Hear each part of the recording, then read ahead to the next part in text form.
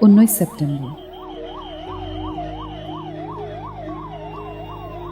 19 ছেপ্টেম্বৰ এটি প্ৰশ্ন সেই অদৃশ্যজনলৈ।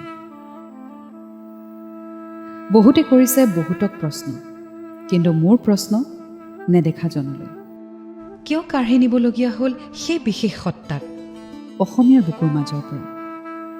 কিয় কৰিব নিদিলে তেওঁক নিজৰ ভূমিৰ বাবে কল্পনা কৰি থোৱা কামবোৰ? ইমান সোনকালে যোৱাৰ কথা আছিল জানো তেওঁ? তেওঁতো কৈছিল আৰু বহুত কৰিব বুলি ৰাইজৰ বাবে। নিজৰ বাবেতো একো বিচৰা নাছিল তেখেতে।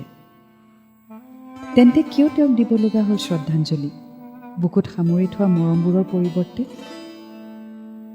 তেওঁতো নাছিল কোনো অপৰাধী আপোনাৰ জগতৰ। দান কৰিছিল নিজৰ উশাহখিনিকো পথৰ কাষৰ গৃহহাৰা লোকৰ মুখত হাঁহি আনিবৰ বাবে।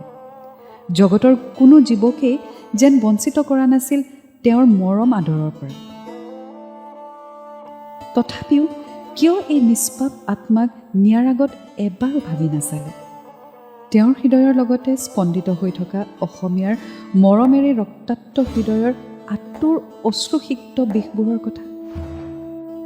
কৰিছিলে যেনিবা তেওঁ আৰু তেওঁৰ সতীৰ্থই তেওঁৰ স্বাস্থ্যক আওকাণ, কিন্তু আপুনিতো জানিছিল তেওঁৰ ক্ষমতাৰ কথা। তেন্তে কিয় তেওঁৰ অমূল্যতাক আপুনি জুখিলে অসমীয়াৰ চকুৰ পানীৰে?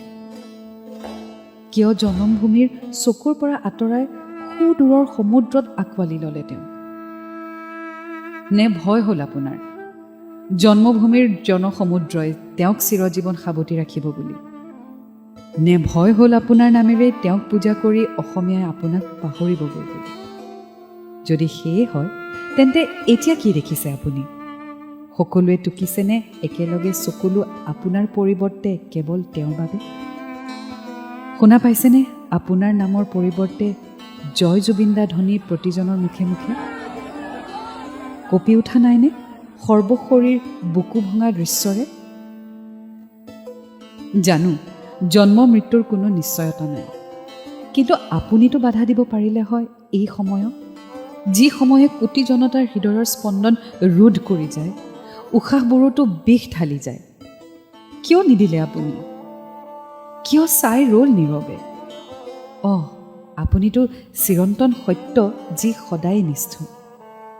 আমাৰ বুকুৰ স্পন্দিত সত্যক আপুনি কাঢ়ি নিলে অনাকাংক্ষিত অগ্ৰহণযোগ্যভাৱে।